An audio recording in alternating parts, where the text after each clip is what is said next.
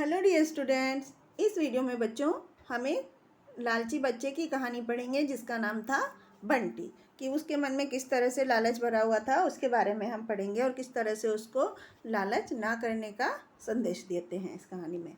आइए अब इस कहानी को पढ़ना शुरू करते हैं। बच्चों, एक बंटी नाम का एक प्यारा सा लड़का था और उसे जैसे आप सबको टॉफ़ियाँ खाना बहुत पसंद है, ऐसे ही उस बंटी को भी टॉफ़ियाँ खाना बहुत ज़्यादा पसंद था।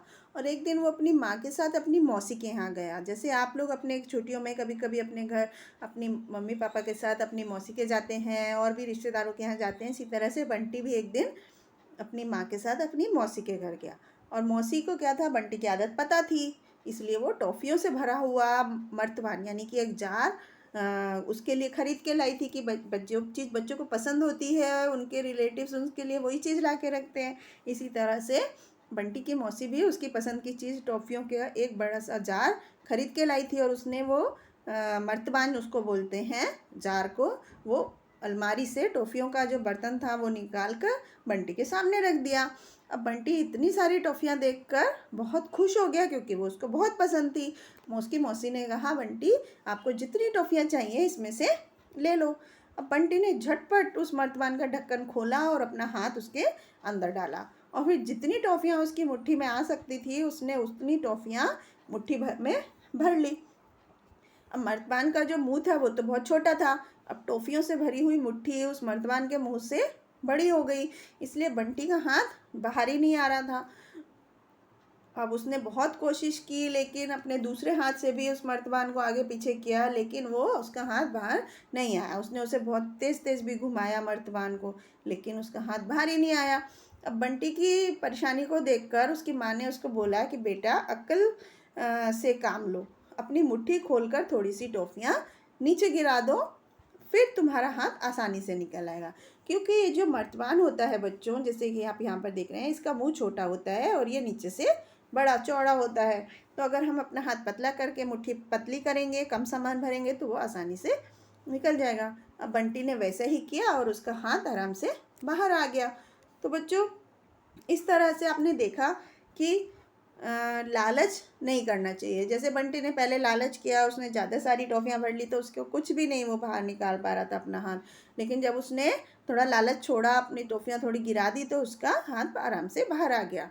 और थोड़े में ही संतोष कर लेना चाहिए, मतलब संतोष जो होता है, सेटिस्फेक्शन, मतलब हमें कम टॉफ़ी मिली तो वो कम में ही हम संतुष्ट हो जाए, हमें ज़्यादा का लालच नहीं करना चाहिए। वो मनुष्य का सबसे बड़ा गुण होता है और हमेशा हमें अपने बड़ों की बात माननी चाहिए, जैसे बंटी ने अपनी माँ की बात मानी।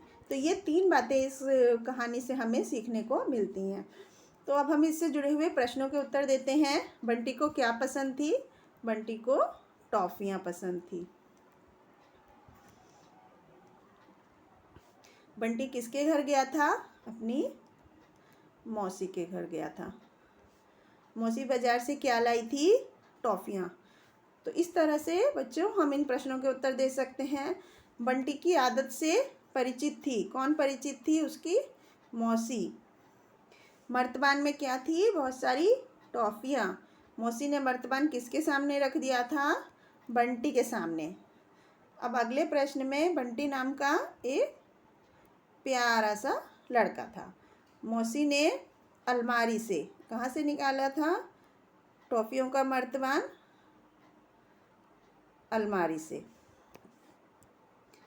मर्तबान का मुंह छोटा था, उसका हाथ बाहर नहीं निकल पाया। इस तरह से हम इन प्रश्नों के उत्तर दे सकते हैं।